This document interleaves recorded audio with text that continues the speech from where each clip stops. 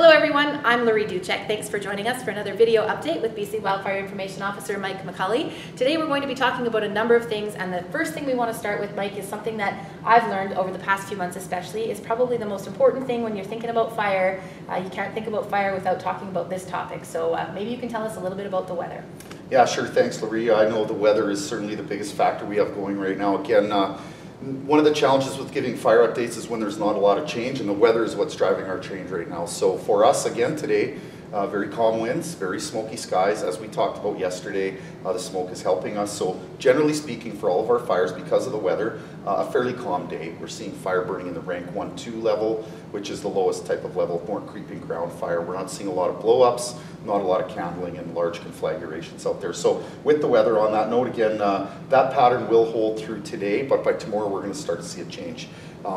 As the cold front system moves in across the western part of the province, it will start to mix up the atmosphere, which will cause the smoke to slowly start to dissipate long before we see the front come in. That will cause the temperatures to rise. So in advance of that weather that we're forecasting, we will see the skies start to clear up, and then through later tomorrow, Friday, and into Saturday, we will see those winds pick up again. Unfortunately for us, not a lot of precipitation in the forecast at all, mostly for this entire corner of the province. So that will challenge our crews, and going forward, back to a ridging system, which is what we call it, hot, dry, warm air coming back into the system. So certainly not the best forecast from a fire point of view, but again, today we're taking advantage of that smoky, calm conditions to try to do as much hard groundwork as we can. Okay, thanks very much, and I definitely will never look at smoke quite the same way. I actually today got up and said, oh yes, it's smoky out there. So I've definitely learned a lot about the role that smoke also plays in fires and fire behavior. So we did talk a little bit about this corner of the province, and we have a number of things going on. Certainly people that are watching today from this area know that we do have a number of fires.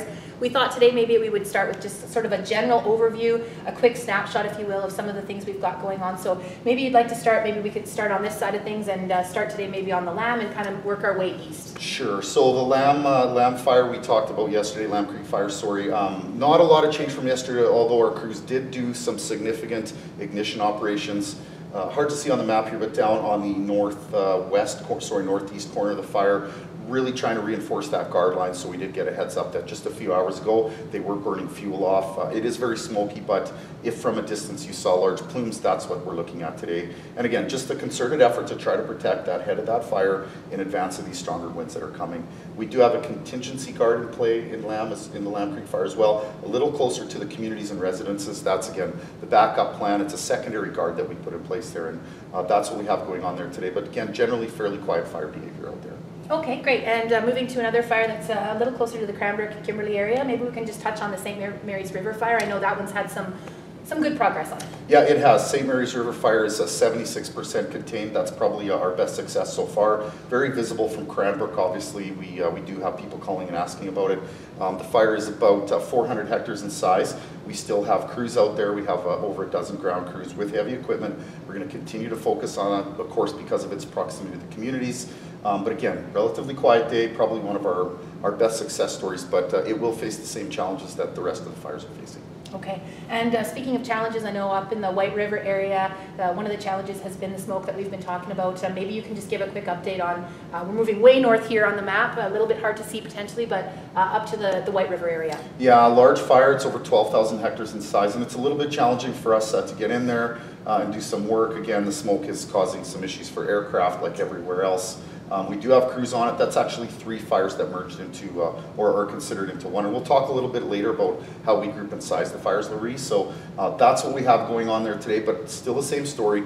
Not a lot of significant growth out there on that fire either. Okay, excellent. And moving down the valley, I know this one maybe we can just touch on quickly, the Quinn Creek fire kind of in the middle, and then we'll move our way towards the Elk Valley. Yeah, don't have a lot of information on the Quinn Creek fire. Kind of the same story though, what I've heard from the crews out there today as they're looking at it. Not a lot of growth, a larger fire again, certainly on the top of the park there, top of the World Park just above it to the west. Watching it very closely. You can see on this map the perimeter is relatively broken on that fire, which means that it's a good track. We've had a good map on that over time. We know it's probably a little bigger than it is. It has grown a bit, but again, quiet fire behavior, that's the general story. All right, and Flathead Wigwam area, we've had a number of fires kind of in this area. Maybe just generally you can can speak to what's sort of going on in this neck of the woods. I will, yeah. So we know that there's large fires south to the border, and the closer to those you get, the smokier it gets, and that is absolutely the story out here. We do have a camp that we're going to move into play there, try to really increase our resources and get down on top of some of these fires. That's been a bit of a challenge for us so far, just getting in play, getting our resources out there. So for all these fires, we call it the Flathead group down here. We're going to look at a camp in play here. We're going to try to get some bodies going in there, but smoke is the story again, and tricky to get an estimate of where these fires really are. All right, and moving just right to, you mentioned the border, and let's talk about this, the one that's the biggest area of pink here along the border, one that we certainly are watching closely, the Linkletter Fire. On the U.S. side, it's called the Caribou Fire. Maybe you can speak to what's happening on the Canadian side of the border. I sure can, and just so folks are aware, this fire is somewhere between 6,000 and 8,000 hectares in size. Again, mapping is a challenge. The Canadian portion of that is about 850 hectares, so it's about 1/10 of the size of the fire. What we're doing on that fire is, again, working closely where the main priorities and the resources are. So for us, that would be in the northeast flank again. That's where we have our crews. We have about 20 ground crew in there. They're local crew. It's the Rocky Mountain Unit crew. They're from Cranbrook. They know the ground type really well.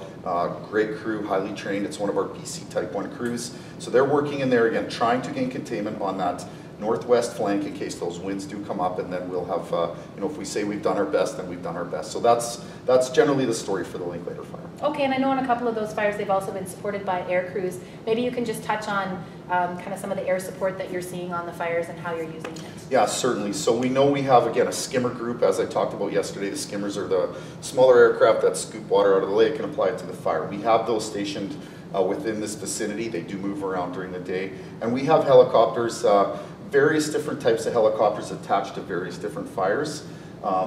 But we also have a pool of helicopters through the zone and in the fire center in Castlegar. So if one fire particularly blows up or gets more active than the others, we can reallocate those resources through the day, get them in play, cool the ground down so our ground crews can get in there. And in fact, we do move our ground crews around on the fire daily to different locations based on where the activity is. So that's sort of the story on the aircraft.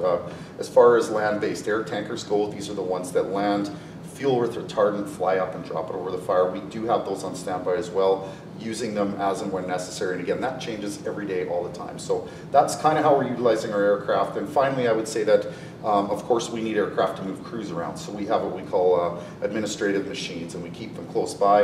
It allows our incident commanders to get up and out and have a look at these fires. They're also the machines that we use to fly GPS tracks around the fires. And maybe, Laura, I could talk a little bit about that. I was just going to say that Sure. leads us right into one of the things that lots of people ask about, and that's what size is the fire. How do you figure that piece out? Yeah, great question. So there's a couple different ways we manage that. Once we get real boots on the ground around a fire and we have guard line around that our crews can safely move around, it's quite a process. We have to make sure that our ground crews have escape routes and safe zones that they can get to. A safe zone being a very large cleared off area where they can move to if a fire blows up. We certainly, again, priority for us is our first responders' lives, most importantly. So when we have that in play, our crews can physically get around there by boots on the ground with the GPS, and we get a very accurate track of the fire. When we can't do that, when it's too early and we don't have those guard lines in play, we use aircraft. So here's the challenge that we're facing, and I know folks always ask me, how big is the fire? How close is it to my property? 2 points I'll key in on there. When we have smoky conditions like we do down in the Flathead, on the Lodgepole, and some of these other fires, very challenging for us to fly. In fact, we just can't do it. So often our sizes will be a few days out of date. That's the main reason why we just physically can't safely get out there with an aircraft to fly around and make that track. On top of that, I would say that when we're doing that, obviously it's a rough estimate of the perimeter. Until we're boots on the ground, walking that with very accurate GPS, it's a pretty rough and dirty estimate. And that's sometimes why people will see a fire size shrink. It's not because the fire has shrunk, obviously that's not the case, but it's because our mapping has become more accurate. We've become a little more tied in, we've got a little better handle on that. And then finally, Laurie, if I could, I'd like to talk a little bit about the question I get around distance from the fire. You totally can talk about that. I'm So not going to stop you. We often get asked by folks, how far is the fire from me? And I am always reluctant to answer that. Of course, we will tell you, there's no great secrets here, but what people need to understand is it's not always the distance from the fire that you should be concerned about. It's about the risk of the fire spreading. And what I'm getting at there is if you are 5 kilometers from a fire and it's winter time, the risk is probably quite low. So it's not a strong decision point. But in a season like this, where we're seeing these extremely dry conditions, and we know, because we've physically seen it this year, that based on the fuel types, the wind and the weather we're getting, we know that fires can grow very quickly. It's not so much about how far you are, it's about what the risk is. On top of that, the closest part to the fire might not be the part you should be concerned about. Fire moves with the wind, so it may move off to the west and then back to the east. Often it can flank around you and come in from different ways. So when folks ask that question, I try to explain to them generally why that might not be the biggest risk. Maybe not what they should be mostly concerned about. More so it should be what's the risk for me, and the risk based on weather, fuel, and topography, obviously. Right, definitely wind and weather is something I'm learning a lot about this year, and the education piece. The more I learn, the more I understand, and so I really appreciate you taking the time today to come and share some of your knowledge with us, and also to talk a little bit about some of the fires going on in the East Kootenay region. We're definitely going to continue this communication in the days moving ahead, and we'll continue to try to key in on topics that are interesting and educational, and also give you the information you need to feel supported. So I'd like to thank you for joining us today. Is there anything else you wanted to add? No, I think that's it. Again, just thanks, folks, for your patience, and please watch the weather very closely as we are. We have a big day coming up. We know the cold front is coming through. We've done our best. We're putting our good foot forward here, and we'll be trying our hardest again to protect the life and property of the citizens of these communities. So thank you. Thanks very much for your time, and that does wrap it up for this edition of our video interview with BC Wildfire Information Officer Mike McCulley. Thanks for joining us, and we will see you soon.